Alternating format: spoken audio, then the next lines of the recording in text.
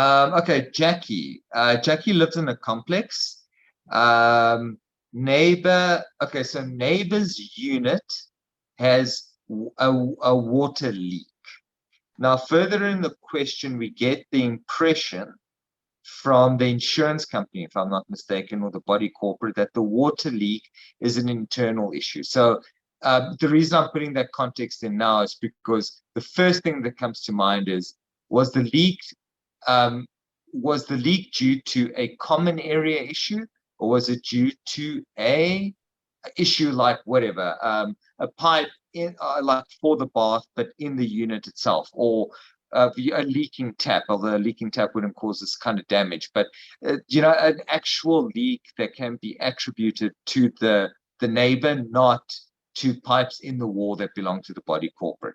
So the body corporate or insurance seems to say that it's an internal problem, meaning that it's the responsibility of the owner, not the body corporate.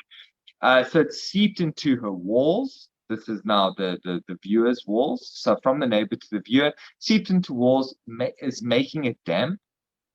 So you can't paint, there's bubbles, that sort of thing. The neighbor refuses to fix the leaks, and it's at a point now where the wall is being affected, and she wants to fix it. She wants to insert a metal frame. She wants to put stuff between the two units that'll stop the leaking. She's asked the body corporate for assistance. No joy there. She lodges a dispute with CSOS, which I think, like you and I both agree, I don't think CSOS would ever adjudicate neighbor issues. And then the situation's been going for 3 months. Okay, so looking for legal practitioner, and she wants to basically either she wants to compel the fixing of the walls, or she seems to want an order where a master builder knocks out a wall and puts in a barrier. And yeah, that's pretty much it. Do you want to start with this one? Yeah, so yeah, really interesting one. I'm glad you mentioned the origin. So the most important thing, and the thing that really is the difficult part for us as attorneys when we get these things, is where does the leak come from? Okay, and that changes everything when it comes to the legal case. And obviously, when it comes to an external leak that's coming through from a common property or a roof or something like that, then it's a body corporate issue. And when it's internal, it's going to be the owner issue. We'll assume that this is internal in the circumstances, but really, it's luckily this listener has already taken a couple of great steps here. But in respect of, obviously, if the body corporate's not helping, I don't think CSOS is going to be the right one. And I really do think it's a legal practitioner. You need to go see an attorney on this. The listeners obviously suggested breaking down the wall and putting in a metal frame or something. I don't think that's necessary in the circumstances. Yeah. Obviously the leak is originating from something, and generally your pipes are a little bit easier to fix than bashing out a whole wall but between two units in a sectional scheme. So really it's a case of approaching a legal practitioner to try and get an application to compel.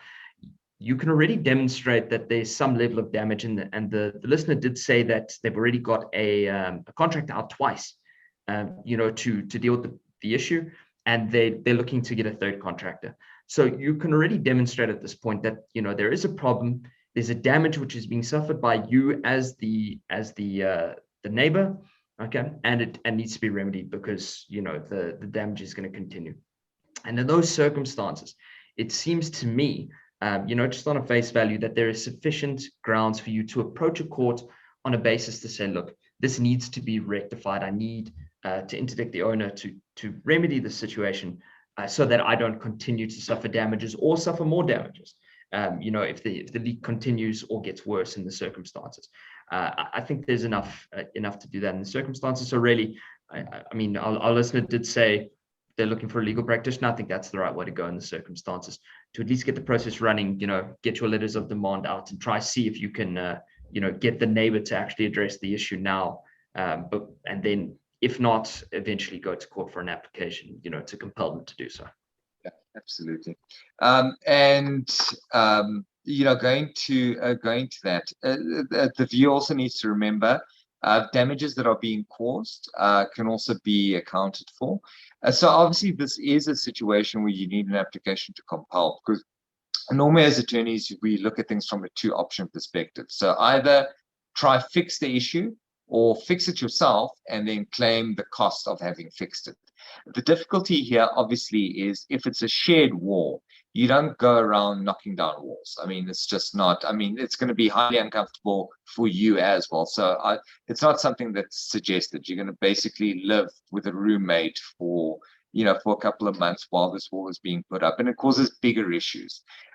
So this is unfortunately one of the situations where there isn't much damages that one can say can be claimed afterwards, because to fix the problem, you would actually need the application to compel. So damages, for example, would be any costs that you've had to undertake in the process, any damages that you've experienced, like physical damages. But short of that, the application to compel would do the trick.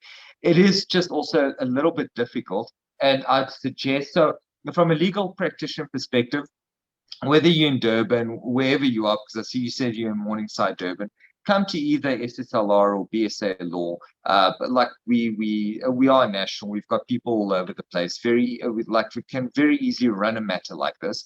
So feel free to contact us. This is Jackie. But point being that whoever you do contact, just bear one thing in mind. An application to compel is only as good as the paper it's written on. If it's not actually drafted in a very specific way. So imagine you get an order that goes, fix the wall, right? Now you go there, you put this order in the neighbor's face and go, fix the wall. And the neighbor goes, no, right? Now you have to go back to court, but now he's in contempt. What exactly does fix the wall mean? How do you enforce it? What can the sheriff do? Sheriff goes, knocks on that door and says, fix the wall.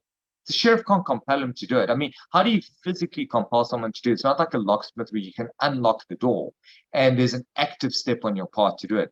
So very often with these compelling applications, we try to find different scenarios to play out. But would it be a question of he has to do it? If he doesn't do it, you can do it. What would you doing it look like from a fixing perspective? Let the court go, yeah, that sounds cool. Go for it. Do that. And then, maybe then you can claim the costs back. Maybe you can go to court already with the costs and say, they must do it. Alternatively, I'll do it based on this quote, which I can then claim from him, and those costs are then claimable. So the attorney that's working on this would have to be a little, not creative, but you have a bit more forethought. So don't just go, attorney, cheap charge, go to court, because you're going to land up with an order that you're not going to know what you're going to do with. I'd rather have someone that's going to apply their mind to this and think of the different scenarios to make sure that by the end of this, you can get the sheriff out with a contractor, you can start working on the project, and you've got an order where you can claim the cost back all in one without having to go to court 5 times to try and get it. That's just my 2 cents. No, 100%. Absolutely. Yeah.